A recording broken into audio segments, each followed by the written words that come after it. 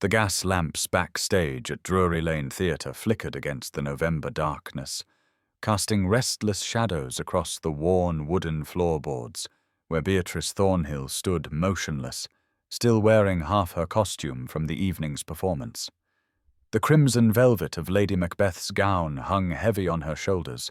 the bodice unlaced where her dresser had begun the transformation back to ordinary life before disappearing into the warren of corridors with a whispered warning that Mr. Henshaw needed to see her immediately. The theatre manager's face, when he finally emerged from his office clutching an official document sealed with red wax, told Beatrice everything before he spoke a single word. The smell of grease paint and powder mingled with the mustiness of old velvet curtains and the faint trace of smoke from the footlights, scents that had meant home to her for 10 years, scents that now seemed to crystallize into something final and terrible. Mr. Henshaw would not meet her eyes as he read the decree from the Lord Chamberlain's office, his voice flat and administrative, explaining that Miss Beatrice Thornhill was henceforth banned from performing on any major stage in London,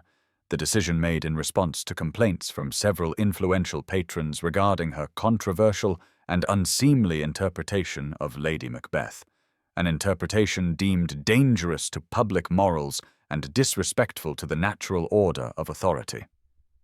The words washed over her in waves, each one eroding another piece of the foundation she had spent a decade building, stone by careful stone, rising from a vicar's daughter in a Hampshire village to a respected actress on London's most prestigious stage. Her hands moved automatically to her throat, fingers tracing the paste jewels of her costume necklace, a gesture she had performed as Lady Macbeth not 2 hours earlier, when crying out against the constraints of fate. Mr. Henshaw continued speaking, something about how he personally found her performance remarkable, but his hands were tied. The theatre could not afford to offend the Lord Chamberlain or lose its license. Surely she understood the impossible position. Perhaps in time the matter might be reconsidered, though he could make no promises. Beatrice heard herself thanking him, in a voice that sounded distant and hollow, her training allowing her to maintain composure, even as everything inside her shattered like the porcelain teacup Lady Macbeth had smashed during the sleepwalking scene.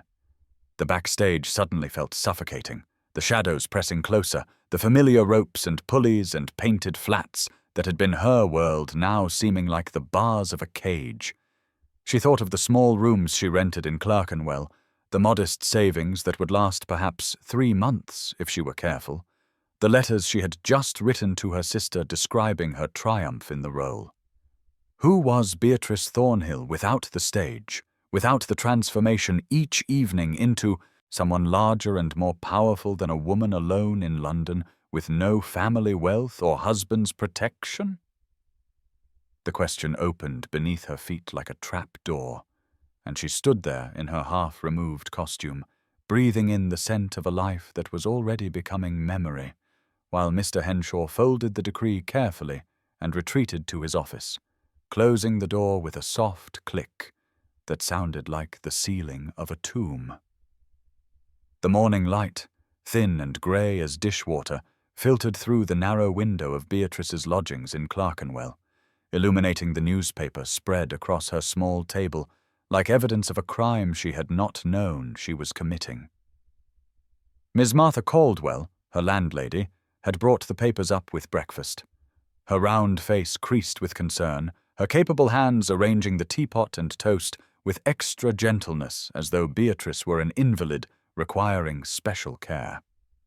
The Times lay open to the theatrical commentary, where a critic whose name Beatrice recognized from more favorable reviews now described her Lady Macbeth as a dangerous perversion of Shakespeare's intent, a woman forgetting her place and using the stage as a platform for seditious ideas unsuitable to her sex.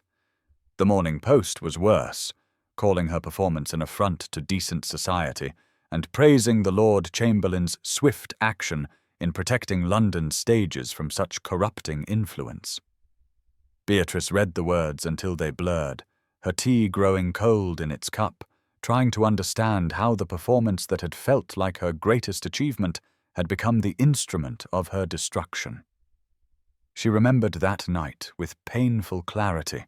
remembered the moment in the sleepwalking scene when she had departed from the traditional interpretation, when instead of playing Lady Macbeth as a woman consumed by guilt for crimes she had orchestrated, she had shown her as someone destroyed by her husband's ambition, someone who had suppressed her own conscience to support masculine power only to be broken by it. The improvised lines had come from some deep well of truth within her, words about women who bend themselves to men's desires for greatness and are discarded when that greatness curdles into horror. The audience had been utterly silent, and she had felt in that moment that she had touched something real and urgent, had used Shakespeare's framework to speak about the world as it actually was, rather than as men pretended it to be. Now that truth had become her condemnation, twisted in these newspaper accounts into evidence of unfeminine ambition and dangerous thinking. Mrs. Caldwell poured fresh tea without being asked, settling her substantial form into the chair opposite with a sigh that spoke of long experience with the world's injustices. She was a widow who had run this lodging-house for 15 years, and she had seen young women of all varieties pass through her rooms, actresses and seamstresses and governesses, women making their way, alone in a city that preferred them silent and ornamental. She told Beatrice that the greengrocer's wife had been gossiping about the scandal that very morning, declaring that actresses were all immoral creatures anyway, and this one had finally shown her true colors. Beatrice felt each repetition of the gossip like a small cut, the accumulated weight of judgment from people who had never seen her work, who knew nothing of the years of discipline and study and sacrifice that had brought her to Drury Lane. Mrs. Caldwell patted her hand and said that some people understood quality when they saw it, that her own brother had attended the performance and come home talking of nothing else for days, but her kindness only made the loss more acute. Beatrice calculated her finances with the part of her mind that remained practical even in disaster. 3 months of rent and food if she were very careful, perhaps 4 if she sold her few pieces of jewelry, and then nothing unless she could find work. Though what work was available to a woman banned from her profession and now marked by scandal, she could not imagine. The study at Pembroke House was a sanctuary of dark wood and leather, morning light filtering through tall windows that overlooked the formal gardens where frost still clung to the sculpted hedges, and it was here that Duke Alexander Pembroke sat with the same newspapers that were destroying Beatrice Thornhill's life spread across his mahogany desk, his long fingers tracing the words that condemned her performance with an anger that surprised him in its intensity.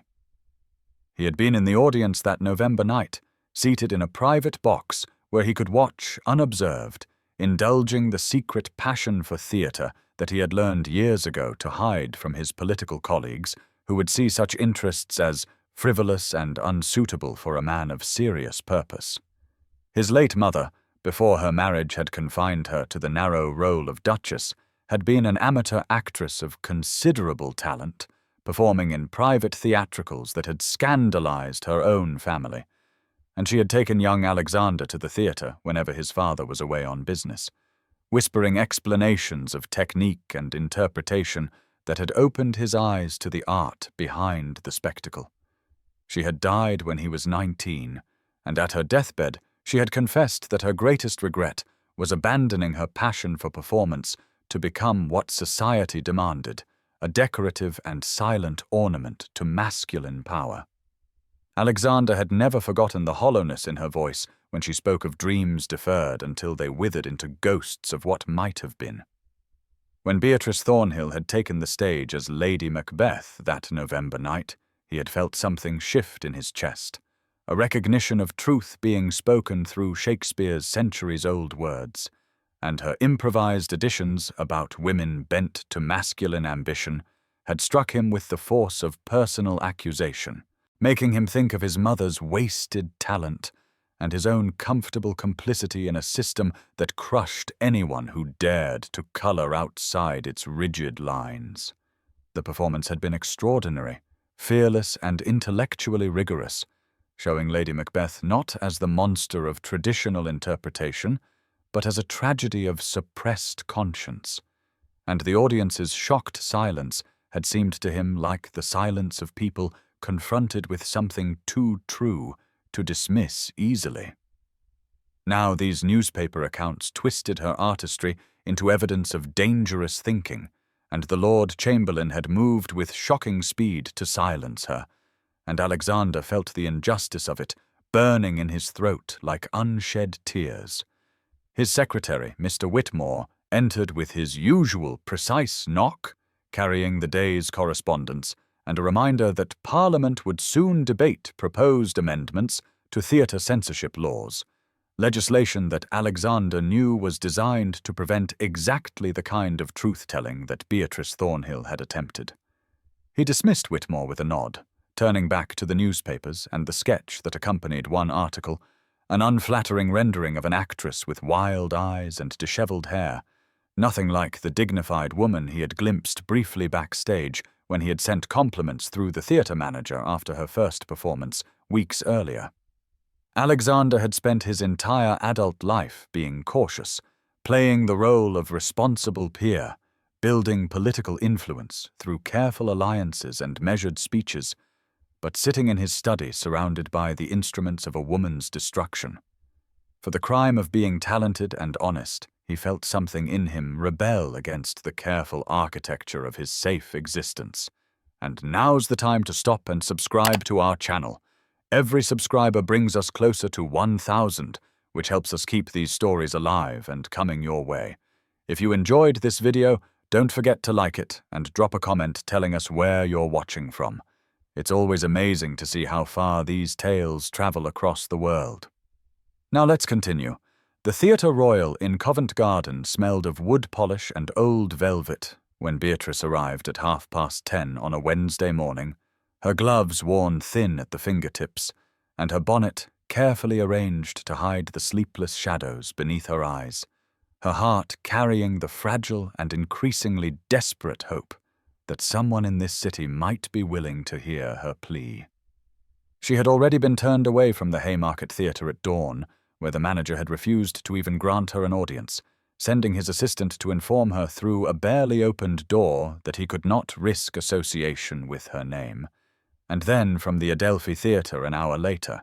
where the manager had at least had the courtesy to see her himself before explaining with genuine regret that his investors had made their position clear. Now she climbed the narrow stairs to the administrative offices of the Theatre Royal, where she had performed Ophelia to great acclaim only 8 months earlier,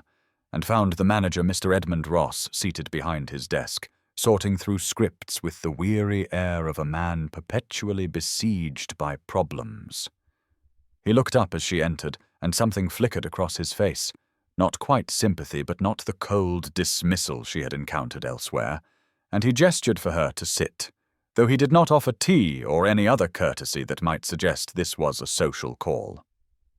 Beatrice made her case with as much dignity as she could summon, explaining that her interpretation of Lady Macbeth had been grounded in careful study of the text, that she had not intended to cause offence, but to illuminate what she believed Shakespeare himself had written, that her 10 years of professional work should count for something against one controversial performance. Mr. Ross listened with his fingers steepled beneath his chin, and when she finished, he sighed and told her that he personally had found her performance remarkable, that he believed the controversy was manufactured by people with agendas that had nothing to do with theatrical merit, but that the Lord Chamberlain's decree was absolute, and no theatre manager in London could hire her without risking his own licence. Through the thin walls she could hear voices from the rehearsal hall, actors running lines for an upcoming production of The Merchant of Venice, and she recognized several of the voices as colleagues she had worked alongside, had shared dressing rooms and opening night nerves with, and now their careers continued while hers lay in ruins. Mr. Ross walked her to the door himself, and as they passed through the corridor backstage, she heard the whispers start, saw heads turn and then quickly look away, caught fragments of conversation that carried both sympathy and something uglier, the barely concealed satisfaction of those who had envied her success, and now witnessed her fall. At the stage door she encountered Miss Caroline Fletcher, a young actress who had understudied several of Beatrice's roles, and Caroline offered a smile that did not reach her eyes, and said how dreadful it all was before hurrying past with an eagerness that suggested she had an audition to attend, perhaps for one of those very roles that Beatrice would never play again. The final confrontation came at the Theatre Royal's front entrance, where she nearly collided with Lord Henry Carstairs himself, the man whose outraged letter to the Times had begun the cascade of her destruction, a florid man of perhaps 50, with the self-satisfied bearing of someone who had never questioned his right to pass judgment on his supposed inferiors. He recognized her immediately, and rather than stepping aside to let her pass, he blocked her path deliberately, his pale eyes cold with contempt as he told her that a woman who used the stage to question the natural authority of men had no place on any English stage, that her performance had been an insult to Shakespeare and to decent society, and that perhaps now she might learn the proper humility becoming to her sex. Beatrice stood very still, feeling the weight of every rejection and humiliation of the past days pressing down upon her shoulders, but she would not give him the satisfaction of seeing her break, so she met his gaze directly and told him that history would judge which of them had truly understood Shakespeare's intent, then walked past him into the cold December street with her spine straight and her dignity intact, though her hope had diminished to a spark so faint she could barely feel its warmth. The bookshop on Henrietta Street smelled of old leather and printer's ink when Beatrice arrived on a grey December morning, 5 days after her final humiliation at the Theatre Royal, the proprietor, Mr. Joshua Green, having offered her part-time employment after she had inquired tentatively about purchasing a second-hand copy of Hamlet and mentioned in passing that she needed work. The shop specialized in theatrical texts and dramatic literature, its narrow aisles crowded with shelves that reached nearly to the ceiling, and Mr. Green, a gentleman of perhaps 60 with spectacles that perpetually slipped down his nose, had known immediately who she was, and had surprised her by expressing admiration for her controversial performance and disgust at the small-minded fools who had condemned it. He could not pay much, he had explained apologetically, but he could offer her 3 mornings a week assisting customers and organizing inventory, and the work would at least keep her connected to the theatrical world, even if she could no longer inhabit it as a performer. Beatrice had accepted with a gratitude that made her throat tight, and now she stood behind the counter sorting through a new shipment of French dramatic texts, while pale winter light filtered through the front window, trying not to think about the fact that she should have been in rehearsal for Twelfth Night at this very hour. The bell above the door chimed at 11:30, and she looked up to see a tall gentleman enter, his greatcoat dusted with the light snow that had begun falling, his bearing suggesting both authority and a certain reserved quality that spoke of careful self-control.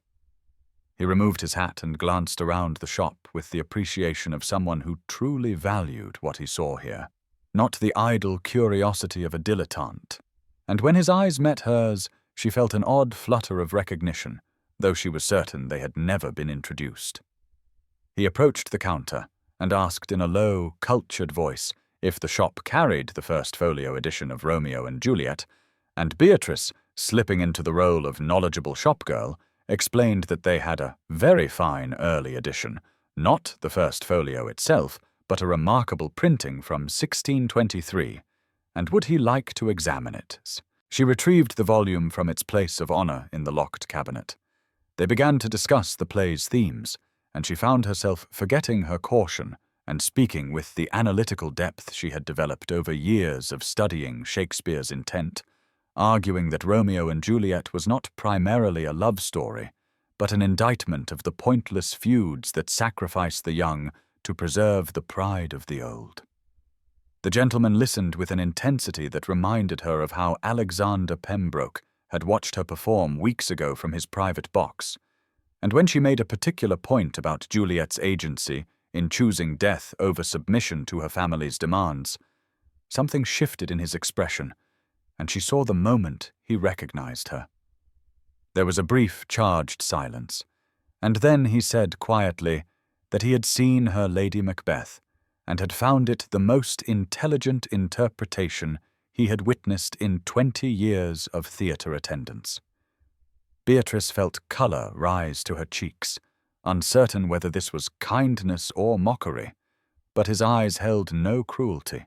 only a genuine respect that made something in her chest ache with the loss of what had been taken from her. He purchased the Romeo and Juliet, their hands brushing briefly as she wrapped it in brown paper, and as he prepared to leave he paused at the door and told her that London's stages were poorer for her absence, then disappeared into the snow, and she stood staring after him, wondering at his kind eyes and obvious intelligence and the way he had made her feel, for just a moment, like an artist again, rather than a cautionary tale. Alexander Pembroke sat in his private study at Pembroke House on the evening of that same December day, the volume of Romeo and Juliet resting on his desk beside a glass of untouched brandy,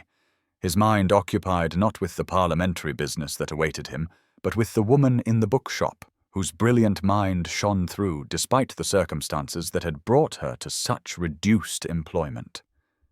He had recognized her the moment their conversation had turned to Shakespeare's deeper meanings, had seen in her analytical precision and passionate defense of Juliet's agency the same intelligence that had made her Lady Macbeth so extraordinary, and now he found himself unable to dismiss the injustice of her situation as merely another casualty of society's arbitrary judgments. The following morning, he summoned his private secretary, Mr. James Harrison, and instructed him with careful discretion to make inquiries into the exact circumstances of Miss Thornhill's banning, to speak with theatre managers and actors who might provide insight into what had truly motivated the campaign against her, and Harrison, who had served the Pembroke family for 20 years and knew when not to question his employer's requests, returned 3 days later with information that confirmed Alexander's suspicions. Lord Carstairs had indeed led the public outcry, Harrison reported, but the origins of his outrage lay not in genuine moral offence, but in the demands of his mistress,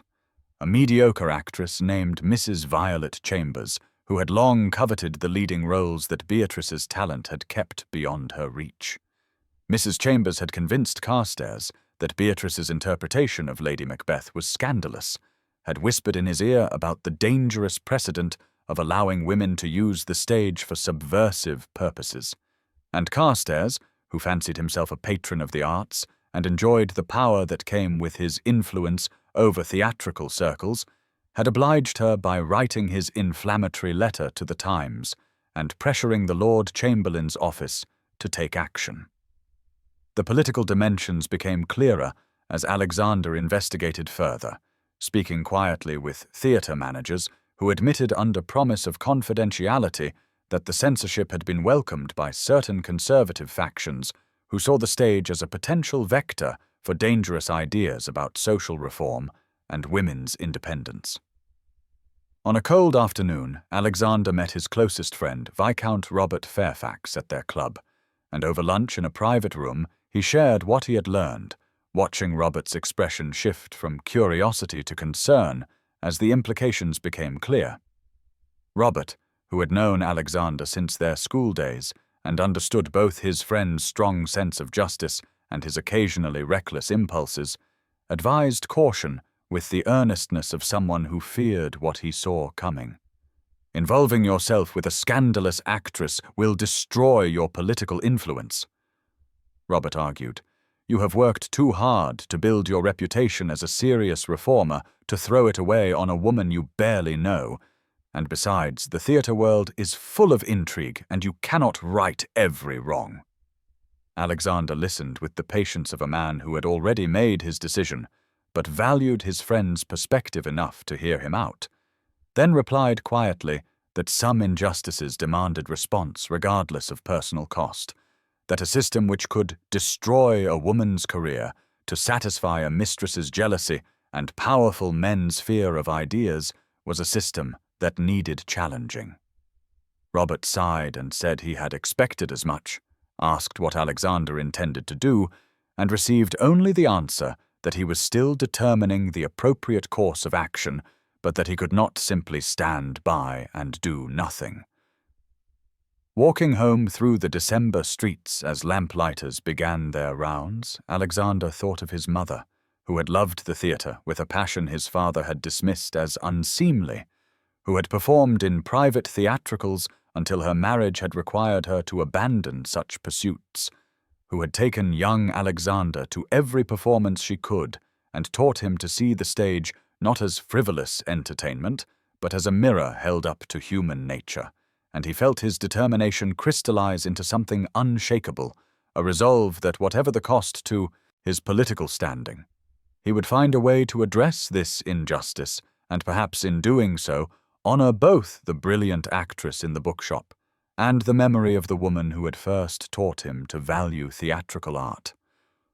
Alexander returned to the bookshop on Henrietta Street 4 days after his conversation with Robert, the winter afternoon dark and biting, as he pushed open the door and heard the familiar chime announce his entrance, and Beatrice looked up from the ledger where she had been recording recent sales, her expression shifting from professional welcome to guarded surprise when she recognized him. He approached the counter with the careful courtesy of a man aware that his presence might not be entirely welcome, and asked if the shop carried a particular edition of The Tempest, though in truth he had come with no purpose beyond seeing her again and finding some way to continue the conversation that had occupied his thoughts since their first meeting. She retrieved the volume he requested, her movements precise and controlled, and as she placed it before him, he asked if she might share her interpretation of Prospero's final speech, the moment when the magician relinquishes his power and asks the audience for release.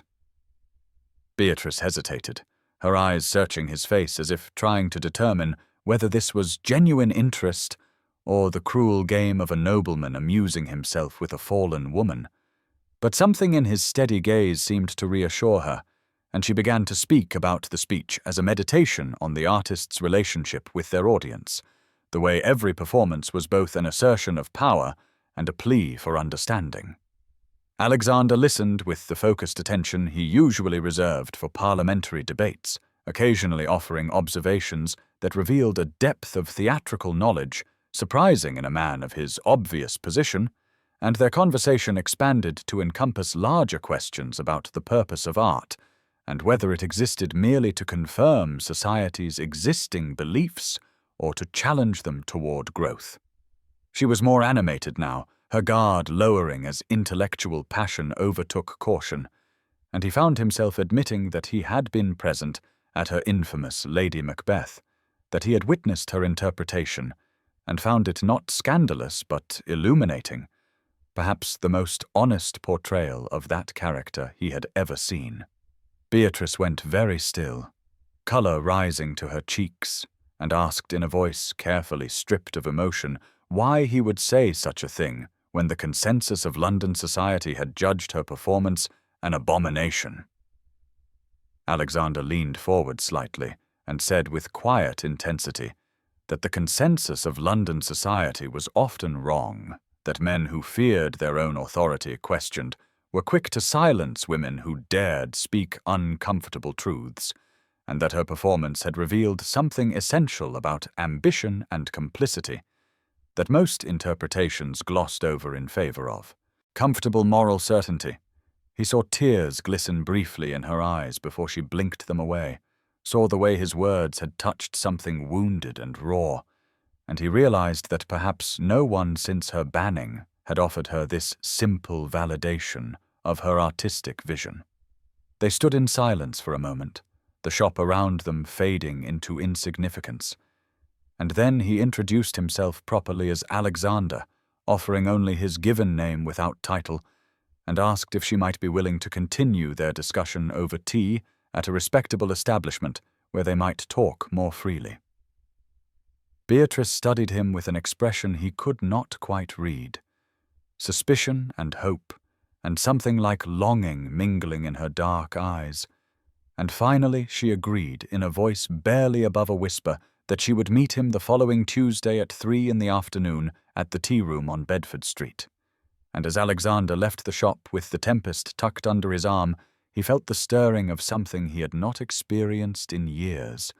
a sense that his carefully ordered life was about to be disrupted in ways he could not predict, but somehow welcomed.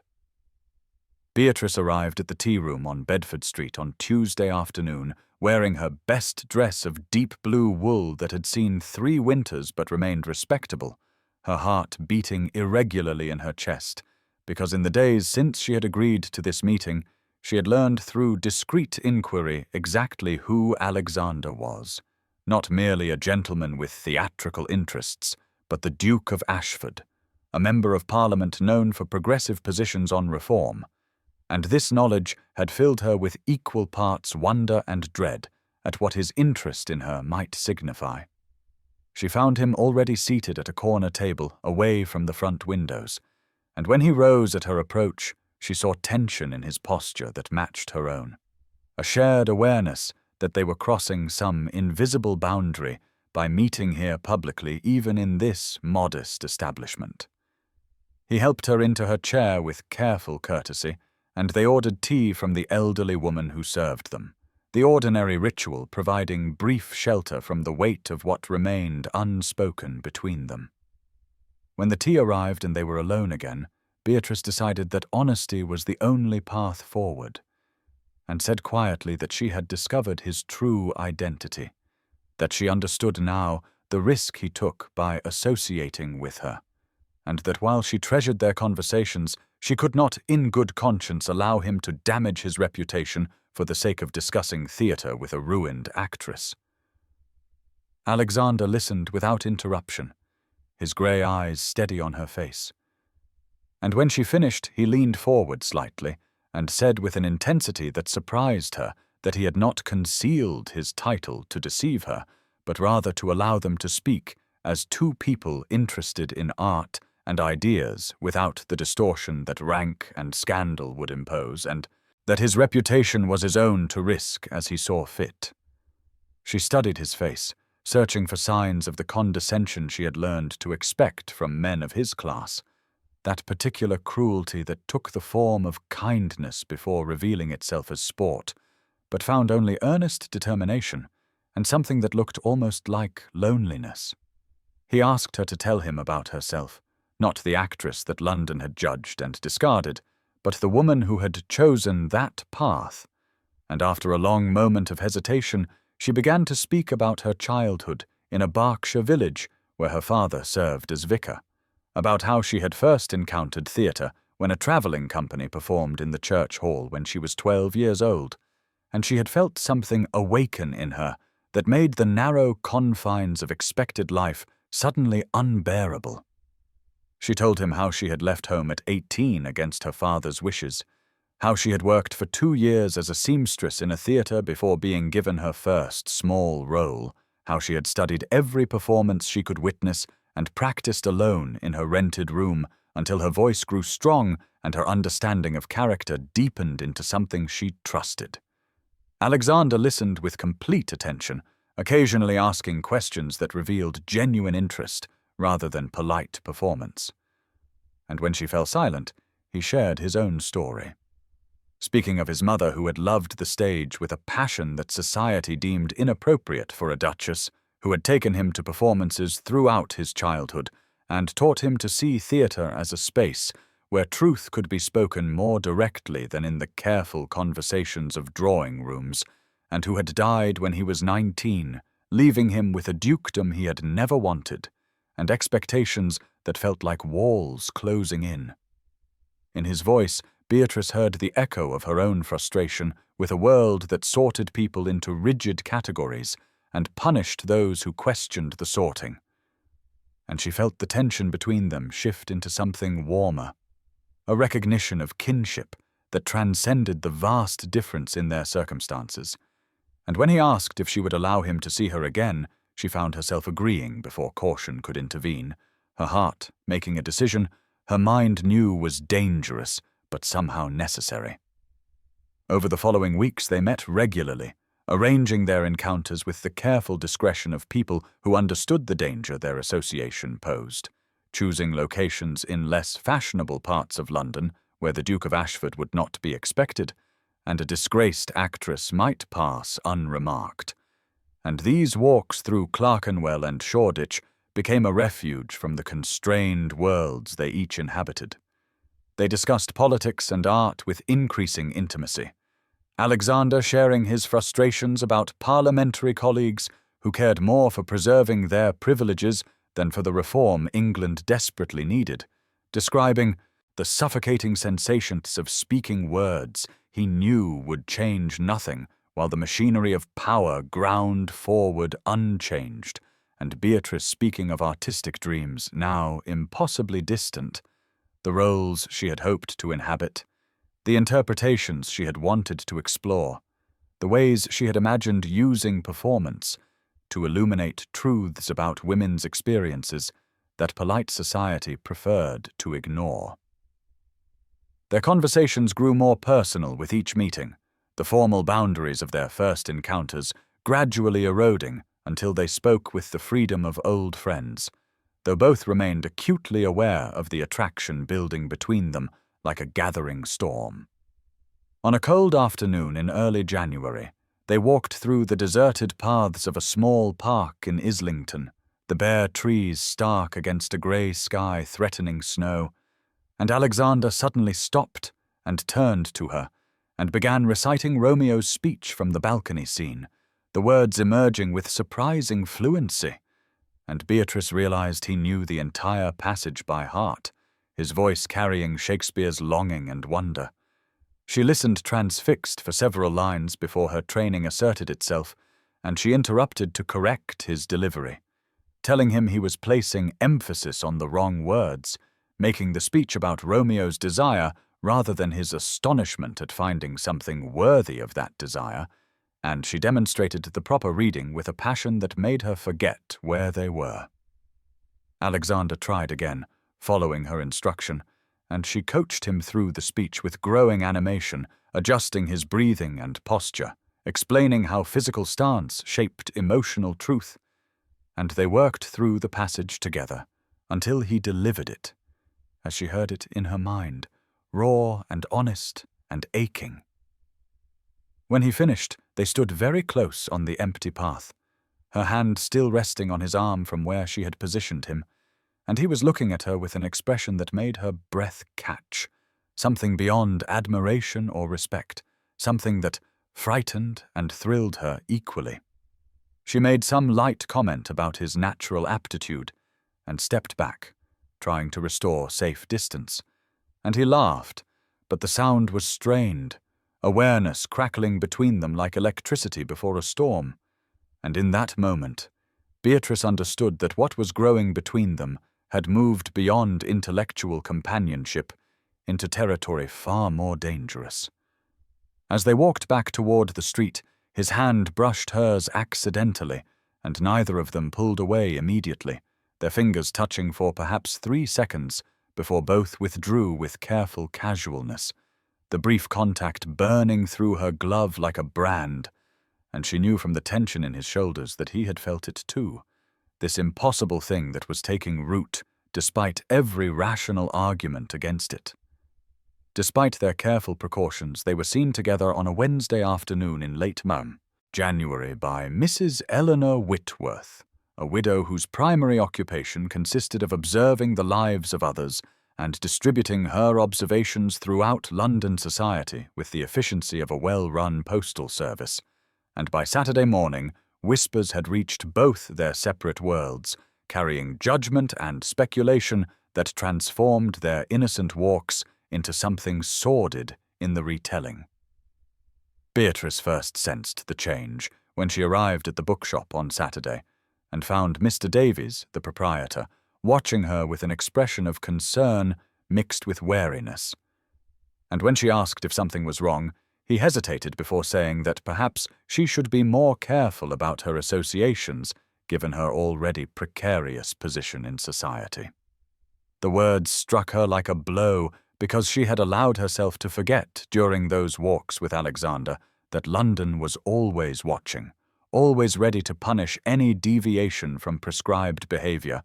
and the reminder that she remained a scandalous figure whose every action would be interpreted through the lens of moral failure made her feel suddenly exposed and foolish.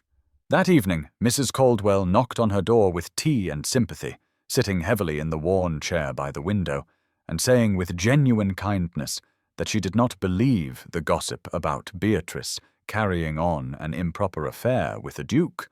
but that others were less charitable, and that several of the other lodgers had expressed concern about the respectability of the house. Beatrice listened with growing coldness in her stomach, understanding that even this refuge was becoming uncertain, that her connection with Alexander was damaging not only herself, but everyone associated with her. Meanwhile, Alexander found himself facing pointed questions from Robert over dinner at their club, his friend's usually cheerful face drawn with worry as he asked if the rumors about Alexander keeping company with the actress Beatrice Thornhill were true. And when Alexander confirmed that he had indeed been meeting with her to discuss theatrical matters, Robert closed his eyes briefly as though pained, and said that half of Parliament was already talking about it, and that Lord Carstairs was telling anyone who would listen that Alexander's judgment had been compromised by an unsuitable woman. Alexander felt anger rise hot in his chest at the characterization, but Robert continued urgently, explaining that Alexander's political position depended on maintaining the respect of his peers, that his progressive views were already regarded with suspicion, and that being seen as the dupe of a notorious actress would destroy any remaining influence he possessed. The conversation left Alexander frustrated and defensive, certain that Robert was wrong, but unable to fully dismiss the warning. The following Monday, Lady Catherine Pembroke arrived at Pembroke House unannounced, sweeping into Alexander's study with the determined air of a woman on a mission, and without preamble she asked him if he had lost his senses entirely by associating publicly with a banned actress whose reputation was already beyond repair. Alexander attempted to defend his friendship, but Catherine interrupted with uncharacteristic sharpness, telling him that she cared nothing for society's hypocritical standards, but everything for his welfare, and that this association would give his enemies the weapon they needed to undermine everything he hoped to accomplish in Parliament. By Tuesday afternoon, Beatrice had made her decision, sitting alone in her room with writing paper before her, understanding with painful clarity that Alexander's continued connection to her would only bring him harm, and that the kindest thing she could do for a man she had come to care for more deeply than wisdom allowed was to remove herself from his life before the damage became irreparable. Beatrice sat at the small writing desk in her room on Wednesday evening with a blank sheet of paper before her, the words she needed to write forming and reforming in her mind as she tried to find language that would sever the connection between herself and Alexander without revealing how much that severance would cost her, and after 3 false starts, she finally wrote simply that their friendship had been a gift, but that she could not, in good conscience, continue an association that was damaging his reputation and political standing, that she released him from any sense of obligation toward her, and that she wished him every success in his important work. She sealed the letter before courage could fail her, and sent it by messenger Thursday morning, then went to the bookshop with a sick feeling of loss hollowing out her chest, moving through her duties mechanically, while her mind conjured images of Alexander reading her words. He received the letter at Pembroke House at 10:30 on Thursday, as he prepared to leave for a parliamentary session, and his secretary reported later that the Duke had gone very still upon reading it, his face draining of colour before he folded the paper with careful precision and placed it in his breast pocket. And during the session that followed, he sat rigid in his seat, contributing nothing to the debate, his attention clearly elsewhere, even as he maintained outward composure. On Friday morning he went directly to the bookshop, arriving as Mr. Davies was unlocking the door, and when Beatrice saw him through the window, her heart leapt and broke simultaneously. But she had anticipated this, and had asked Mr. Davies to tell any caller that she was not available, so Alexander stood in the shop speaking urgently to the proprietor, while Beatrice remained in the back room, with her hand pressed to her mouth to keep from calling out to him. He left after several minutes, and she thought that was the end. But within the hour a street child arrived with a note in Alexander's hand, and she opened it with shaking fingers to read words that undermined every rational argument she had constructed for ending things. He wrote that he understood her fears, but that his feelings did not depend on society's approval, that she had awakened something in him that he would not surrender merely because others found it inconvenient, that if she truly wished never to see him again, he would respect that decision, but that she should know he would continue to think of her, and to fight for the principles she had taught him to value more clearly. Beatrice read the note alone in her room that evening, and wept for the first time since receiving news of her banning, crying for what might have been in a different world, and for the necessity of protecting him, even against his own generous heart. The following 2 weeks passed in a grey misery for them both, Alexander growing visibly withdrawn at social functions, snapping at colleagues during parliamentary debates with an anger that seemed to come from some deeper source than the issues at hand, while Beatrice began making inquiries about positions outside London, writing to theatre companies in provincial cities and considering whether she might find work teaching elocution or literature, anything to escape the city that now felt like a prison. She avoided places where she might encounter him, and he respected her unspoken wishes, though Robert reported to Catherine that Alexander spent long evenings alone in his study, refusing invitations and neglecting correspondence, the light from his window visible late into the night. The major parliamentary session on the Theatre Regulation and Moral Standards Bill convened on the morning of March the 3rd in the House of Lords chamber. The vast room filled with peers in their formal robes and observers crowding the galleries, the air thick with the weight of tradition and the murmur of anticipation as Lord Henry Carstairs rose to present his proposal for stricter governmental control over theatrical performances and content. Alexander sat in his usual seat near the centre of the chamber, his posture rigid and his hands gripped tightly on the armrests, as Carstairs began speaking in his polished oratorical style about the moral decay threatening English society through the corruption of theatrical arts. And though Carstairs did not speak Beatrice's name directly, his meaning was unmistakable when he referenced a recent case of a London actress whose willful disregard for propriety and whose inflammatory interpretation of classical texts had demonstrated the urgent need for greater oversight. Alexander felt fury building in his chest like a physical pressure, as Carstairs continued, describing how women of questionable character were using the stage as a platform to spread dangerous ideas about female independence and to question rightful male authority, and how such influences were poisoning the minds of impressionable young people and undermining the natural order that kept society stable. Several other lords murmured agreement, and Lord Pemberton rose to speak in support of the bill, adding that theatres had become gathering places for radicals and that the recent unrest among the working classes could be traced in part to inflammatory theatrical performances that encouraged the lower orders to question their betters. Alexander glanced across the chamber at Robert, who sat watching him with visible concern, and when their eyes met, Robert gave a small but deliberate shake of his head, a clear warning not to engage in a debate that Alexander could not win. The discussion continued with speaker after speaker rising to condemn the moral laxity of modern theatre,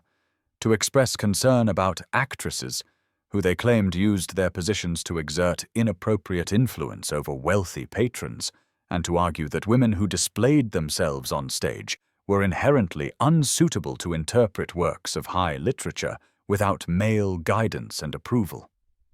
Alexander's mind filled with images of Beatrice, her intelligence as they discussed Shakespeare in the bookshop, her passion when she spoke about the transformative power of performance, her dignity in the face of society's cruelty, and her courage in pursuing her art despite every obstacle placed before her. He remembered her words from one of their walks when she had said that every generation must decide whether to accept inherited injustices or to challenge them regardless of personal cost, and that the only real failure was knowing better but choosing silence out of fear. Robert caught his eye again, this time more urgently, seeming to sense that Alexander was approaching some precipice. But Alexander looked away and rose slowly to his feet, his heart pounding, but his voice steady as he requested recognition from the Lord Speaker, and the chamber fell quiet as all eyes turned toward the Duke of Ashford, wondering what he could possibly have to say about theatrical morality.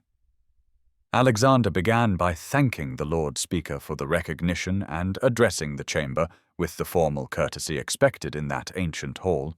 but his voice carried an intensity that made even those who had been murmuring fall silent as he stated that he wished to speak in opposition to Lord Carstairs' proposal, not out of any desire to promote moral decay, but rather from a conviction that the bill as presented fundamentally misunderstood both the nature of art and the principles of English liberty. He spoke of how the great works of literature and drama had always served as mirrors held up to society, reflecting not just what was, but what might be, challenging audiences to think more deeply about justice and truth and the human condition, and that to constrain such works to only those interpretations approved by governmental authority was to reduce art to mere propaganda and to impoverish the cultural life of the nation. Several lords shifted uncomfortably as Alexander continued, his prepared political caution falling away as he referenced, without naming her, the recent case of an actress whose interpretation of Lady Macbeth had been deemed dangerous, and he asked the chamber to consider what was actually dangerous about a performance that portrayed a female character as complex and morally conflicted rather than simply evil, whether the real threat was to public morality or merely to the comfort of those who preferred not to think too deeply about the motivations of women or the nature of ambition itself.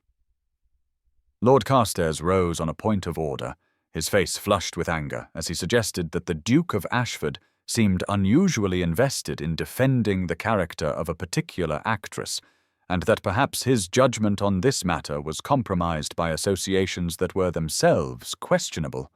and the chamber erupted in murmurs as all eyes turned back to Alexander to see how he would respond to this barely veiled accusation. Alexander met Carstairs' gaze directly and said with perfect clarity that he did indeed know the actress in question, that he had made it his business to understand the circumstances of her banning, and that he had found her to be a woman of exceptional intelligence, profound artistic talent, and moral character far superior to that demonstrated by those who had orchestrated her professional destruction out of petty vindictiveness and fear of female excellence. The shock in the chamber was palpable, several lords calling out in protest, while others sat stunned that a peer of Alexander's standing would so openly defend a scandalous actress and admit to personal acquaintance with her. But Alexander pressed on, his voice rising as he declared that the hypocrisy of men who kept mistresses and frequented brothels, sitting in judgment of a woman whose only crime was to perform Shakespeare with intelligence and passion, was a stain on the honor of that house. He could see Robert with his head in his hands, and could feel the political alliances he had spent years building crumbling around him. But he thought of Beatrice weeping alone in her room after sending him away to protect his reputation, and he knew that some things mattered more than political survival, that this moment demanded he choose between the safety of silence and the risk of speaking truth regardless of consequence. Alexander felt the chamber slipping into chaos around him, and knew that he stood at the edge of a precipice from which there could be no return. But in that moment of crisis, something clarified in his mind with perfect crystalline certainty, and he raised his voice to cut through the growing tumult and declared that if the assembled lords truly believed that certain interpretations of Shakespeare represented such danger to English morality, perhaps they should have the opportunity to witness the text itself performed before them so they might judge with their own eyes and ears, rather than through the filter of prejudice and rumor. The chamber fell abruptly silent as every face turned toward him with expressions ranging from shock to confusion to dawning horror at what he seemed to be suggesting, and Lord Pemberton called out, asking whether the Duke of Ashford was actually proposing that a theatrical performance take place within the House of Lords itself, which was surely beyond all bounds of propriety and precedent. Alexander met the question steadily and replied that he was proposing precisely that, specifically a performance of the balcony scene from Romeo and Juliet, that most celebrated exploration of young love defying the arbitrary hatred of feuding families,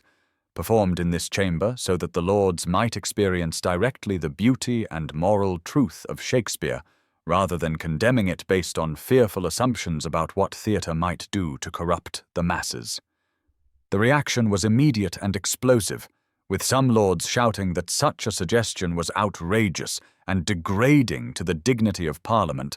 while others laughed openly at what they took to be either an absurd joke or evidence that the Duke had lost his senses entirely,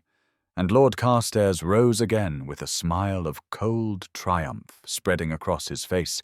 as he said that he welcomed the Duke's proposal because it would demonstrate conclusively the absurdity of allowing women to interpret great literature without proper guidance. Alexander felt his heart hammering, but kept his voice level as he asked whether Lord Carstairs was accepting the challenge, whether he was willing to allow a performance to take place in this chamber and to judge it fairly on its artistic merit, and Carstairs replied with elaborate courtesy that he would be delighted to witness whatever entertainment the Duke wished to provide, as it would no doubt prove instructive to all present about the dangers they were discussing. The Lord Speaker called for order, and after several minutes of heated consultation with his advisers announced that while highly irregular, there was no specific rule forbidding such a demonstration if both parties agreed to it, and that if the Duke of Ashford wished to arrange a performance of the scene in question for the edification of the House, it could be scheduled for 1 week hence at the beginning of the next session, though he warned that this precedent should not be taken as an invitation for future theatrical displays. Alexander agreed to the terms, his mind already racing ahead to what he had just committed himself to and who he would need to make it possible, and as the session dissolved into argument and speculation, he walked from the chamber with his head high and his jaw set, ignoring Robert's attempts to catch his attention and the stares that followed him through the corridors. He went directly to the courtyard where his carriage waited, and gave his driver the address of Beatrice's lodgings, knowing that he had perhaps an hour before word of what had happened in Parliament spread through London, an hour to find her and convince her to stand with him in the most audacious and possibly ruinous act of either of their lives. Alexander's carriage clattered through the London streets with unusual speed as he urged the driver toward the modest boarding-house where Beatrice lived, and by the time he arrived, the late afternoon sun was casting long shadows across the narrow street, and his heart was pounding with an urgency that had nothing to do with the physical exertion of taking the stairs 2 at a time to reach her door. He knocked firmly and heard movement within, followed by Mrs. Caldwell's suspicious voice asking who called at such an hour, and when he gave his name, there was a long pause before the landlady opened the door with wide eyes and a hasty curtsy, clearly shocked to find a duke on her doorstep, and she stammered that Miss Thornhill was preparing to depart, and perhaps was not receiving visitors. Alexander asked, with all the authority his title carried, whether she would be so kind as to inform Miss Thornhill that the matter was urgent and concerned her professional future, and the landlady retreated down the hall while he waited in the cramped entryway, surrounded by the smell of cabbage and damp plaster that spoke of Beatrice's reduced circumstances. When Beatrice appeared at the end of the corridor, she looked startled and wary, her hair loosely pinned and her dress simple, and behind her, through the open door of her room, he could see a trunk half-packed with the few possessions she had retained from her former life. She approached slowly, and asked what had brought him here, when she had made clear in her letter that they could not continue their association. And he heard in her voice both the pain of that decision and the determination to protect him, even at the cost of her own happiness. Alexander glanced at Mrs. Caldwell hovering nearby, and asked if they might speak privately, and Beatrice hesitated before nodding and leading him into her small room, leaving the door appropriately open, but moving far enough inside that their conversation would not be overheard. He turned to face her in that cramped space, surrounded by her packed belongings and the fading light through a single window, and he began without preamble to tell her what had happened in Parliament that afternoon, how the debate had unfolded, and how Lord Carstairs had attacked her character, and how he had found himself unable to remain silent in the face of such injustice. She listened with growing alarm as he described his defence of her, and then his extraordinary proposal to perform the balcony scene from Romeo and Juliet before the assembled lords. And when he finished, by explaining that the performance was scheduled for 1 week hence, and that he needed her to stand with him as Juliet to his Romeo, she stared at him as though he had lost his senses entirely. Beatrice stepped back and said in a voice tight with emotion that what he was proposing was madness, that it would complete the destruction of his political career and accomplish nothing except to provide Lord Carstairs and his allies with further ammunition against both of them, and that she would not allow him to sacrifice everything he had worked for on a gesture that was noble but ultimately futile. Alexander argued with a quiet intensity that cut through her protests, saying that he had already sacrificed his political standing the moment he had spoken in that chamber, that the damage was done and could not be undone by her refusal, but that together they might at least make his sacrifice meaningful by demonstrating the very truth he had claimed to defend. He stepped closer to her in that small room and said that he was not asking her to save him, but to stand with him in an act that transcended both their individual fates, and that whether the lords were moved or remained intractable, whether the press praised or condemned them, he needed to know that he had done everything possible to honor what was right rather than what was expedient. Beatrice turned away toward the window, and he saw her shoulders tremble as she struggled with the weight of the decision, and after a long moment she asked in a voice barely above a whisper whether he truly believed they could make any difference, or whether this was merely a beautiful gesture that would leave them both ruined with nothing to show for it. Alexander moved to stand beside her and looked out at the darkening street below, and said that he could not promise success, or even that minds would change, but he could promise that silence and capitulation had never once in history led to justice, and that his mother had spent her entire life being told that her love of performance was frivolous and inappropriate, and had died without ever standing on a stage, and he would not allow that same fate to befall someone with Beatrice's extraordinary gift. She turned to look at him, then with tears gathering in her eyes, and asked what he was truly proposing. And he met her gaze steadily, and said he was proposing that they spend the next week preparing the balcony scene from Romeo and Juliet, that she would teach him as she had begun to do in the park, and that they would perform it before Parliament with all the skill and passion they could summon. Beatrice searched his face, and he saw the moment when her fear transformed into something else, a spark of the defiant hope that had made her brilliant Lady Macbeth, and she asked whether he understood that she would coach him mercilessly and demand he meet professional standards even though he was a duke. Alexander felt something ease in his chest, and he smiled for the first time since entering her room and said he would expect nothing less,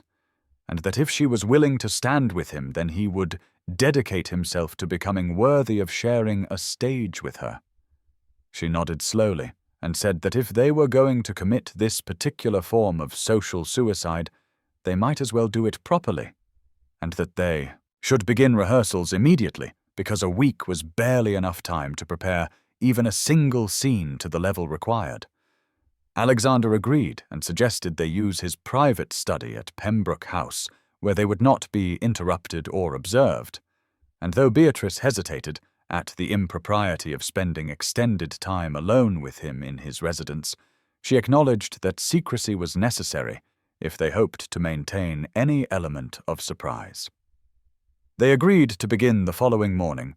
and as Alexander prepared to leave, Beatrice stopped him with a hand on his arm and said that she needed him to understand she was agreeing not because she believed it would succeed, but because his willingness to risk everything had shown her that perhaps some gestures of defiance mattered regardless of outcome, and he covered her hand briefly with his own and said that was all he could ask. On the third morning before the scheduled performance, Beatrice woke from a nightmare in which she stood before the assembled Lords of Parliament and opened her mouth to speak only to find herself voiceless, while cruel laughter echoed through the chamber, and she lay in her narrow bed at Mrs. Caldwell's boarding-house, with her heart racing and a cold sweat dampening her nightgown as the grey dawn light crept through the thin curtains. She had experienced stage fright before in her early years as an actress, but this was something far more visceral and terrible, a dread that coiled in her stomach and whispered that she was leading Alexander toward catastrophe, and that her vanity in agreeing to perform had blinded her to the true cost of their defiance. When she arrived at Pembroke House later that morning for their scheduled rehearsal, she found Alexander already in his study,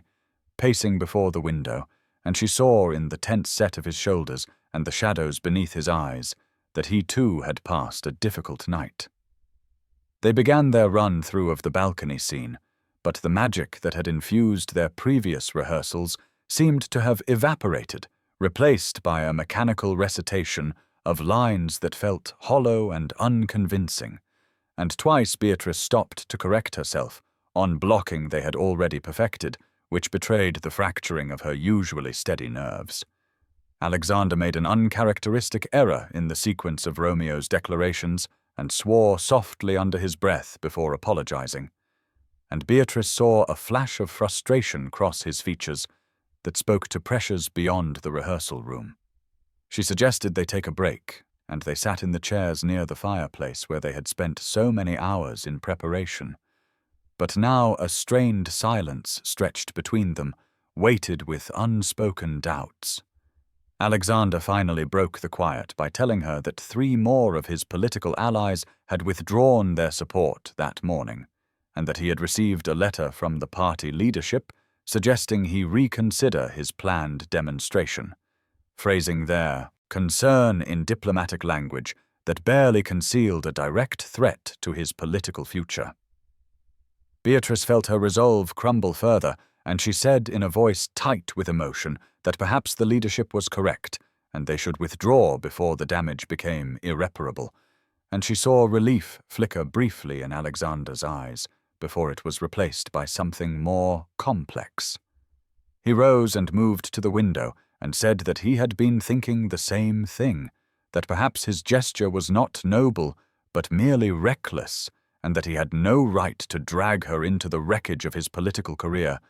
and for a long moment they both stood on the edge of surrender. Then Alexander turned to face her and said there was something he needed to tell her about why this performance mattered, beyond politics or justice. And he began to speak about his mother with a raw vulnerability she had not heard from him before. He told her that his mother had possessed a natural talent for performance and had dreamed as a girl of pursuing the stage, but her family had considered such aspirations deeply inappropriate for a woman of her station, and had married her young to his father, who had forbidden any public display of her abilities. Alexander described how his mother had nevertheless organized private theatrical readings in their country estate, and how her face had transformed with joy when she performed, and how after his father's death she had spoken of finally pursuing her deferred dream only to be diagnosed with the illness that would take her life within a year. The morning of the performance arrived with a pale November sun that barely penetrated the thick London fog, and Beatrice woke in her narrow bed at Mrs. Caldwell's boarding house, feeling as though she were moving through a dream from which she could not wake, her hands trembling slightly as she washed her face in the cold water from the basin on her dresser. Catherine had sent over a gown the previous evening with a note expressing her support, and Beatrice now lifted it from where it lay, carefully draped across her single chair, the deep blue silk seeming impossibly fine for someone of her current station. Though Catherine had chosen well because the colour was rich without being ostentatious, and the cut was elegant but appropriately modest for appearing before Parliament.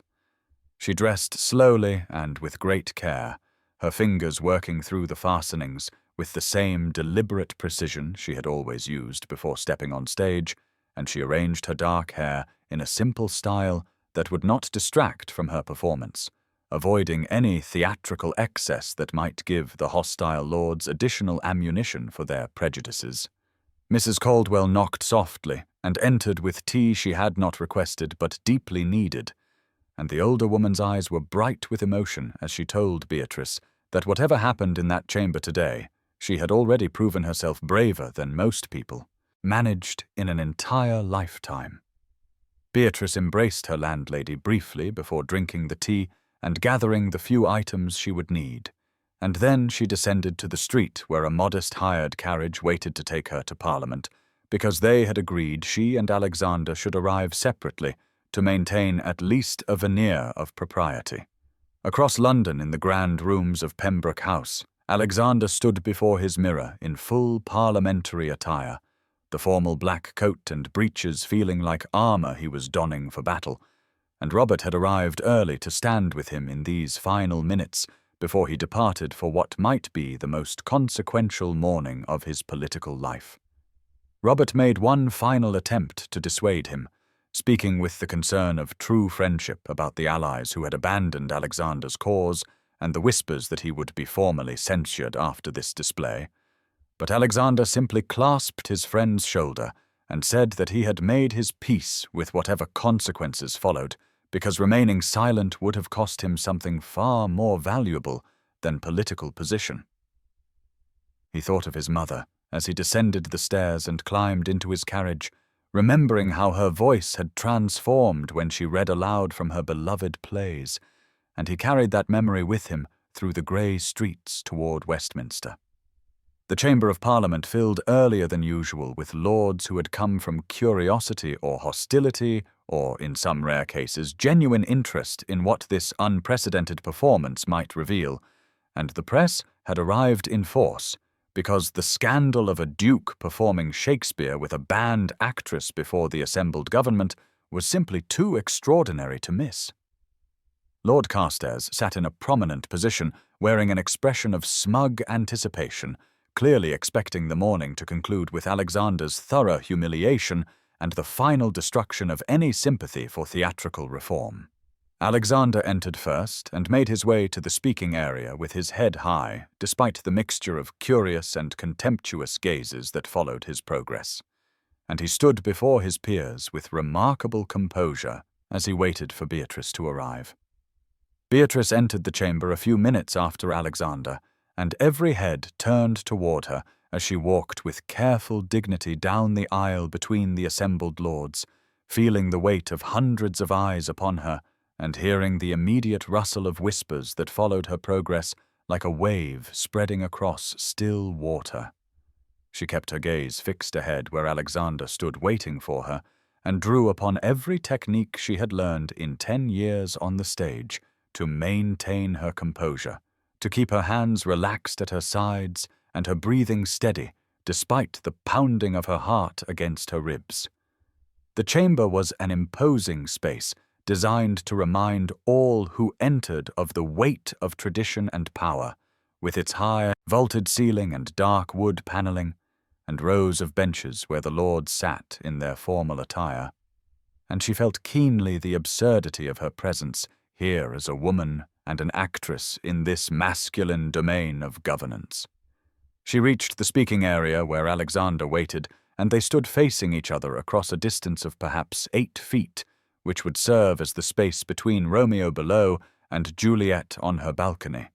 And for a moment their eyes met, and she saw in his gaze both encouragement and his own barely concealed nervousness. Alexander turned to address the assembly, and his voice when he spoke was clear and steady as he thanked the lords for their attendance and stated simply that they would now perform the balcony scene from Act 2 of Romeo and Juliet, so that the chamber might judge for themselves whether Shakespeare's words constituted a danger to public morality or a window into human truth. He did not offer further preamble or justification, and after his brief introduction, he turned back to Beatrice, and the performance began. Alexander spoke Romeo's opening lines as he gazed up at where Beatrice stood representing the balcony. His voice tentative at first, and missing some of the music in the verse, and Beatrice felt her own throat tighten with anxiety as she prepared to deliver Juliet's response, while hostile murmurs rippled through the watching lords. She began to speak, and her voice came out smaller than she intended, the words technically correct, but lacking the emotional resonance she had achieved so easily in rehearsal, and she felt the walls of the chamber pressing in on her as several lords shifted in their seats with expressions of disdain. Then something shifted within her as she reached the line about names being arbitrary labels that could not change the essential nature of what they described, and she heard in those words an echo of her own situation and Alexander's, 2 people deemed unsuitable for each other by the arbitrary rules of a society that valued titles over truth. Her voice strengthened and found its natural depth and power, and she felt her training rise up to carry her as it had through countless performances in her years on the stage. Alexander responded to the change in her immediately, and his next lines as Romeo came alive with genuine yearning, the stiffness leaving his bearing as he found the emotional core of the character. The hostile murmurs in the chamber began to fade as some of the lords, despite themselves, became drawn into the beauty of the language and the growing intensity between the 2 performers, and even those who had come determined to mock found their attention captured by the unfolding scene. The performance built toward its emotional center as Alexander delivered Romeo's vow with a fervor that transcended mere recitation, his voice carrying across the silent chamber with the words about taking Juliet as his blessed upon the moon, and Beatrice responded with Juliet's gentle chiding not to swear by the inconstant moon, but by his true self,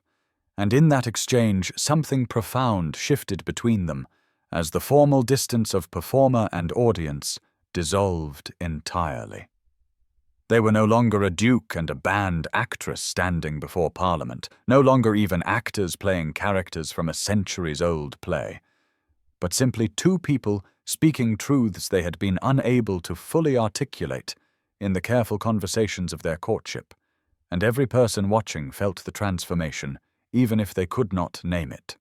Alexander moved closer as Romeo pressed for some vow to satisfy his soul, and Beatrice took a small step forward as well, the physical space between them narrowing as it would not have done on an actual stage.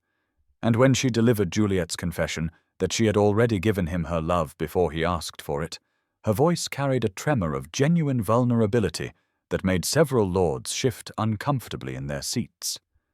The famous exchange of vows followed with Alexander speaking of his boundless love as deep as the sea, his eyes never leaving Beatrice's face, and she responding that her bounty was as infinite as endless, and the words took on layers of meaning that Shakespeare himself might have recognized, the fictional lovers and the real people speaking simultaneously through the same breath.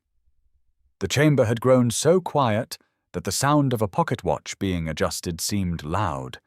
and even Lord Carstairs' allies, who had come prepared to mock, found themselves transfixed by the raw honesty unfolding before them. When they reached the moment of parting where Juliet must leave Romeo below her balcony,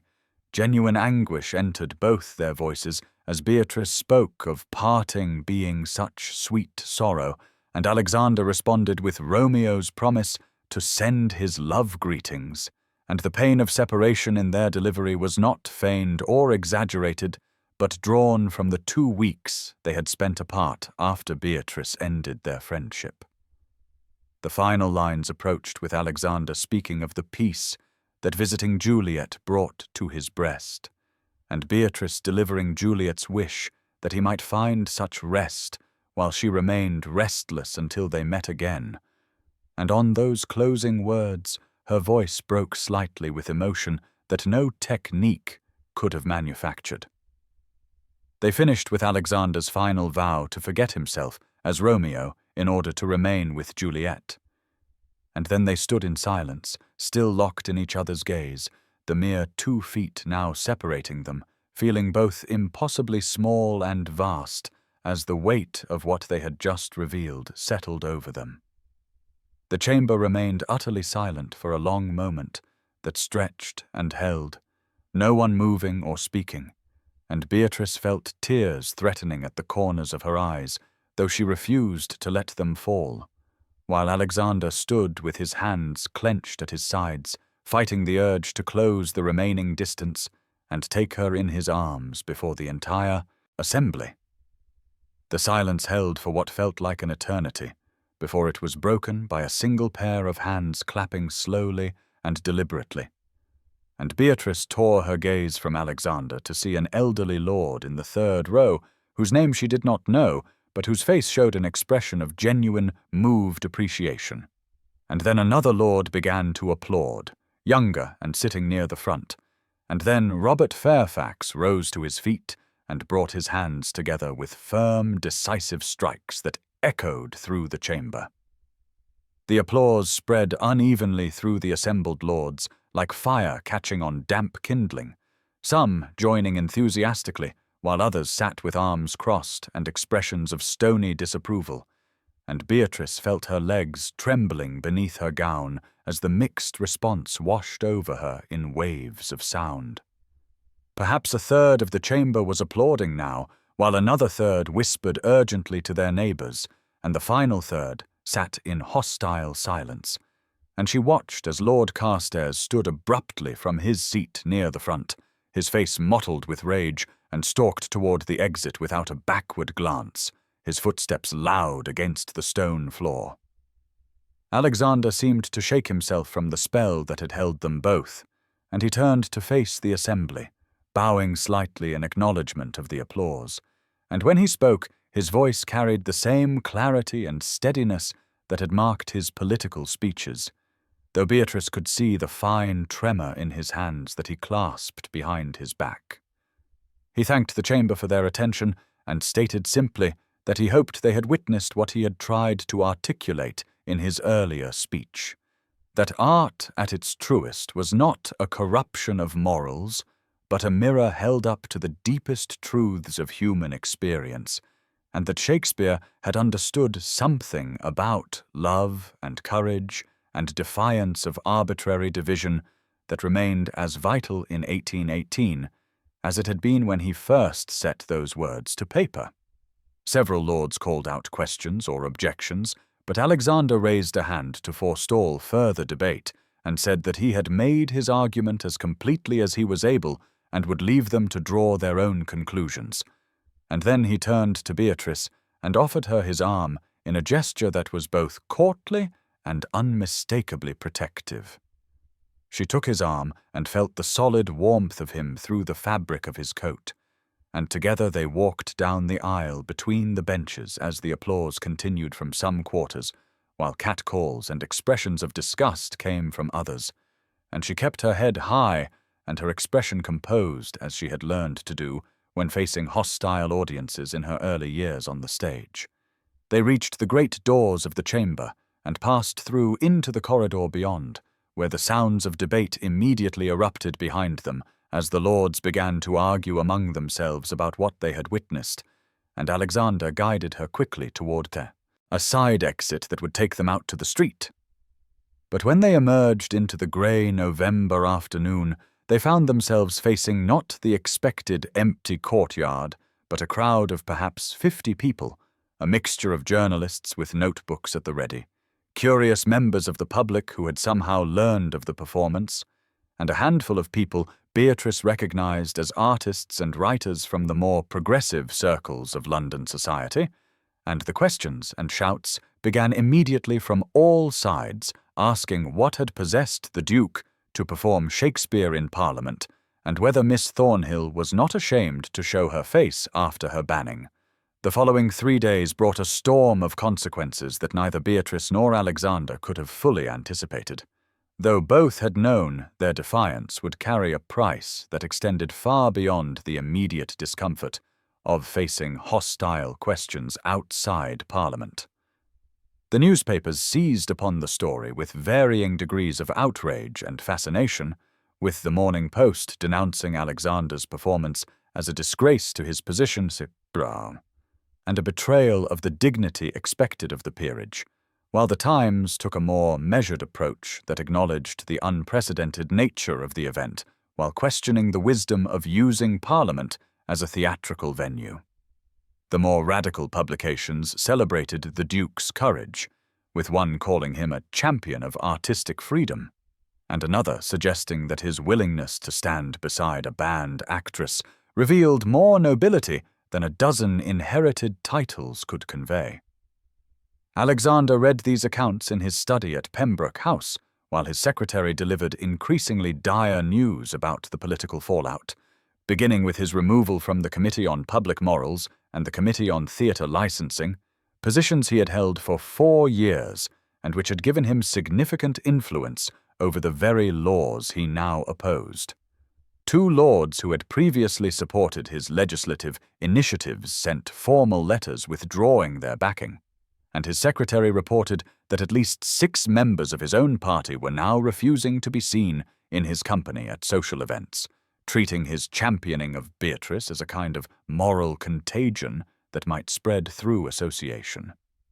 Yet the news was not uniformly bleak, for Robert arrived on the 2nd day with reports that public sentiment in certain quarters ran strongly in Alexander's favour,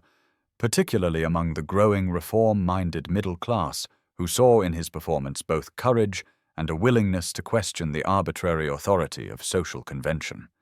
Meanwhile, Beatrice remained in her lodgings under Mrs. Caldwell's anxious supervision, reading her own collection of newspaper accounts and trying to process the surreal experience of seeing her name in print, not as the subject of scandal and condemnation, but as part of a larger story about art and principle. She received visitors throughout those days, some welcome and others less so, including 3 former colleagues from various theatres who came to express their support and their regret that they had not spoken more forcefully against her banning, and a stern delegation of ladies from a moral reform society who came to urge her to publicly renounce her profession and seek redemption through penitent withdrawal from public life, a suggestion she declined with firm politeness. The most unexpected visitor arrived on the 3rd day in the form of a letter bearing the seal of the Theatre Royal in Bath, written by a manager named Mr. Edmund Hartley, who stated that he had followed the events in London with great interest and wished to offer Miss Thornhill a position with his company for the upcoming season. Roles to include Portia, Ophelia, and whichever other parts suited her considerable talents. She read the letter twice with trembling hands, scarcely believing that opportunity might emerge from the wreckage of her reputation. And it was while she sat holding this letter that Mrs. Caldwell brought up the afternoon papers, including a scandal sheet that reported Lord Carstairs had been discovered to have financial interests in 2 competing theatres and had used his position to eliminate actresses who refused his personal attentions, revelations that severely damaged his credibility and led to calls for his own censure. That same afternoon, Alexander learned that the censorship bill had been quietly withdrawn from consideration pending further study, a parliamentary euphemism for indefinite delay that Robert assured him constituted a genuine victory, even if it fell short of outright reform. Alexander arrived at Beatrice's lodgings on the morning of the 4th day following their performance in Parliament, and the sight of his ducal carriage stopping before the modest building drew immediate attention from neighbours and passers-by who gathered on the street corner to witness what would happen next. He carried a bouquet of white roses wrapped in simple paper, a detail that Mrs. Caldwell noted with approval when she opened the door to his knock. And though her expression remained properly sceptical of a duke calling upon her tenant, she allowed him entrance after he stated his business with quiet formality that brooked no refusal. Beatrice was sitting by the window of her small sitting room, reading the letter from Bath for perhaps the 10th time when she heard his voice in the hallway below, and her heart began racing with a mixture of hope and fear that had become painfully familiar over the past weeks of knowing him. Mrs. Caldwell showed him up with obvious reluctance, accepting the roses to place in water, and then, with pointed deliberateness, she left the door to the sitting-room open exactly 6 inches as propriety demanded, though Beatrice suspected the landlady would be listening from her strategic position on the stairs.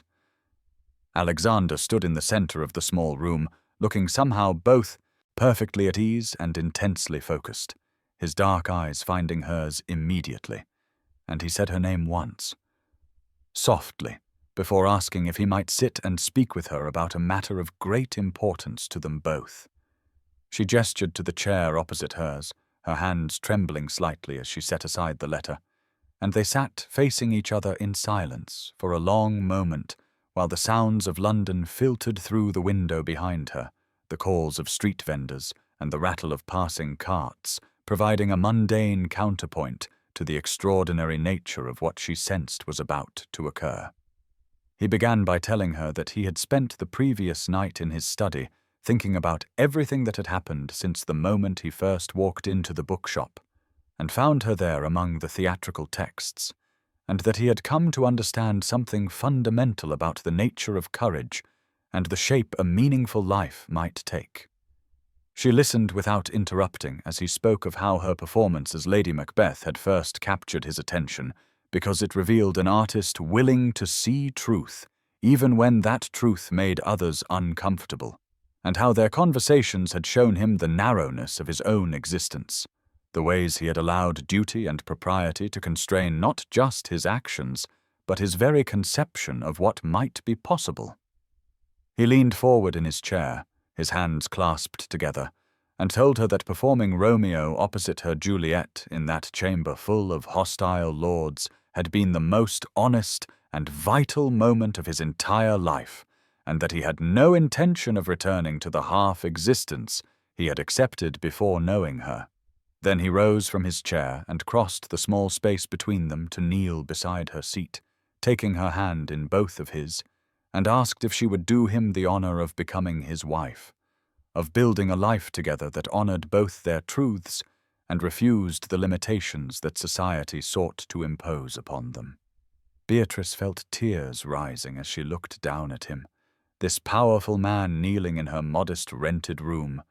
and her first words were a protest born of fear rather than desire, saying that she would only damage him further, that a duke could not marry a banned actress without destroying everything he had built. But Alexander shook his head firmly and replied that she had already changed his world entirely, and that the only destruction he feared was the slow death of living without her, of returning to careful political maneuvering while the woman who had taught him what courage meant performed in Bath, or disappeared into some other distant city. She voiced her deepest fear then, admitting that she did not know how to be a duchess, that she would surely embarrass him in the grand houses and formal occasions that were his natural sphere. But he brought her hand to his lips and kissed it gently, before saying that she had faced hostile audiences in shabby provincial theatres and transformed Parliament itself into a stage for truth, and he had no doubt whatsoever of her ability to navigate any social situation with the same grace and strength. The tenderness in his voice and the absolute conviction in his eyes broke through her remaining resistance, and she felt herself surrendering to the truth she had been trying to deny since the moment their eyes first locked across the speaking floor of the parliamentary chamber. She told him quietly that she loved him, had loved him perhaps since that first conversation about Shakespeare in the bookshop, though she had not allowed herself to name the feeling until this moment, and that if he was truly certain, she would be honored to be his wife. He rose then and drew her up with him, and they stood very close in the small, sunlit room, while Mrs. Caldwell's footsteps could be heard creaking on the stairs, and when he kissed her for the first time, it was with a gentleness that held within it all the passion and commitment his proposal had expressed, and she kissed him back with her whole heart, accepting not just his offer, but the future they would create together. The wedding took place on a crisp morning in early December at the private chapel within Pembroke House, a ceremony considerably smaller and more intimate than what would traditionally be expected for a Duke of Alexander's standing, yet it possessed a genuineness and emotional weight that no grand society spectacle could have matched. Beatrice stood in the small anteroom off the chapel, wearing a gown of cream silk that Catherine had commissioned for her, simpler than the elaborate confections favoured by most brides of the nobility, but elegant in its clean lines and perfect fit, and as she looked at her reflection in the mirror, she saw not a transformation in her features, but rather a change in her bearing, a claiming of her place that showed in the straightness of her spine and the calm confidence in her eyes. Catherine entered to stand beside her as she had promised, and though Alexander's sister had initially viewed the match with deep skepticism, the past weeks had shown her the depth of genuine feeling between her brother and this unconventional woman, and she adjusted Beatrice's veil with gentle hands, while saying quietly that she had never seen Alexander truly happy until now. In the chapel, Alexander waited with Robert at his side, both men in formal morning dress, and though several of Alexander's political allies had declined their invitations with various polite excuses, the small space held a remarkable gathering that included reformist members of Parliament, writers and artists who had championed Beatrice's cause, theatre people who had worked with her over the years, and even Mrs. Caldwell, who sat in the third row dabbing at her eyes with a handkerchief. The ceremony began when Beatrice walked down the short aisle alone, having no father to give her away, and preferring the symbolism of coming to Alexander of her own choice and volition, and when their eyes met across the distance, she saw in his face such wonder and joy that her own fears about not belonging in his world seemed to dissolve like morning mist. The vicar spoke the ancient words with proper solemnity, but it was the moment when Alexander and Beatrice exchanged their personally written vows that the full emotional weight of their union became apparent, with Alexander promising to honor her truth and champion her voice for all the days of their lives, and Beatrice vowing to stand beside him in defiance of any limitation society might attempt to impose upon the life they would build together. When he placed the ring upon her finger, and they were pronounced husband and wife, the kiss they shared held within it all the courage and commitment their unconventional courtship had required, and the small congregation rose in applause that echoed warmly through the stone chapel. The reception that followed in the main drawing-room of Pembroke House revealed the mixed nature of their social position, with roughly half the traditional nobility notably absent, but their places filled by individuals whose presence mattered far more to the couple, including 3 prominent journalists who had defended Alexander's parliamentary performance, 2 members of the Royal Academy who had written essays about artistic freedom, and a delegation of 5 actors from various London theatres who came to celebrate one of their own ascending to a position from which she might advocate for their profession. Beatrice and Alexander opened the dancing together, moving across the floor with a grace that came not from matching social stations, but from genuine partnership. And as they turned beneath the chandeliers, she whispered that she had never imagined such happiness possible, to which he replied that she had taught him to imagine entirely new possibilities for what a life might hold. News reached them during the reception that Lord Carstairs had been formally censured by a parliamentary committee and had withdrawn from public life to his country estate. His influence in both political and theatrical circles effectively ended. A final defeat that brought satisfaction, though both Alexander and Beatrice agreed they would waste no more thought upon him. The following months brought the shape of their new life into focus, as Beatrice began performing at the new theatre on the Strand,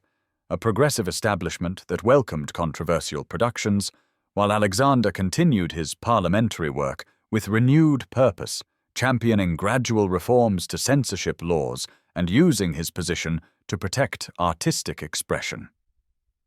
Together they hosted evening salons at Pembroke House that brought together politicians, artists, writers and reformers in conversations that crossed traditional social boundaries, creating a space where ideas could be exchanged freely and where Beatrice's intelligence and insight earned her respect that had nothing to do with her title and everything to do with her character. 5 years after Alexander Pembroke stood before Parliament and performed Romeo to Beatrice Thornhill's Juliet, the Duchess of Ashford stood backstage at the Phoenix Theatre, adjusting the sleeves of her costume, while her daughter Eleanor, age 4, sat on a wooden stool watching with the intense fascination that children reserve for their parents doing mysterious and important work. The Phoenix had opened just 18 months prior with funding. Alexander had helped secure from progressive investors, and it had quickly become known as the premier venue for productions that challenged convention and explored difficult truths, the very sort of work that had once gotten Beatrice banned from every respectable stage in London. She was preparing to perform Portia in The Merchant of Venice with an interpretation that emphasized the character's intelligence and legal acumen rather than simply her beauty, and as she looked at her reflection in the mirror, she thought about how much had changed since that November evening when her career had seemed to end in disgrace at Drury Lane. The censorship reforms that Alexander had championed in Parliament had passed in gradual stages over the past years, not a sudden revolution, but a steady shift that allowed theatre companies more freedom in their artistic choices and provided protections for performers who chose unconventional interpretations. Eleanor asked her mother why she was smiling, and Beatrice knelt beside her daughter to explain that she was remembering how she had met her father, how he had seen her when others chose not to, and how together they had helped change the world just a little bit. Alexander entered the backstage area then with the easy familiarity of someone who belonged in theatrical spaces as much as parliamentary chambers, and when his eyes found Beatrice, they still held that same wonder she had first glimpsed across the speaking floor 5 years before, as though he could not quite believe his good fortune in having found her. They spoke briefly about dinner plans after the performance, and about whether Eleanor would manage to stay awake through all 5 acts, the comfortable domestic exchange of a marriage built on genuine partnership, and then Alexander kissed them both and went to take his seat in the ducal box that he maintained at the Phoenix, not for status, but because he genuinely loved watching his wife work. The performance that evening went beautifully, and from the stage during the trial scene, Beatrice could see Alexander leaning forward in his seat, and she thought about how their own act of defiance had required the same kind of courage that Portia showed in the courtroom, the willingness to speak truth even when doing so carried risk. When the final curtain fell and the audience rose in applause, Beatrice curtsied and looked up to find Alexander standing as well, and the expression on his face told her that he understood exactly what she had been trying to achieve with her performance. Perhaps you have faced a moment when the world told you to be smaller, to accept limitations that had nothing to do with your actual capabilities and everything to do with fear and convention. Perhaps you have wondered if it is too late to claim the voice you were told to silence, or to find the partner who will stand beside you in defiance of expectations that serve no purpose but to maintain comfortable lies. The story of Beatrice and Alexander reminds us that courage is not the absence of fear, but the choice to act anyway, and that the most profound transformations happen when we refuse to accept the boundaries others try to impose upon our lives. True partnership is not about finding someone who fits perfectly into your existing world, but rather discovering the person with whom you can build an entirely new world that honors both your truths. Society changes not through grand gestures alone, but through the accumulation of individual acts of defiance, each person who refuses to be diminished, adding their strength to a movement that eventually becomes impossible to ignore. If their story has moved you, I invite you to join our community of listeners who believe in the power of courage and the possibility of transformation, because there are countless other stories waiting to be told about people who chose love over fear, and in doing so, changed not just their own lives, but the world around them.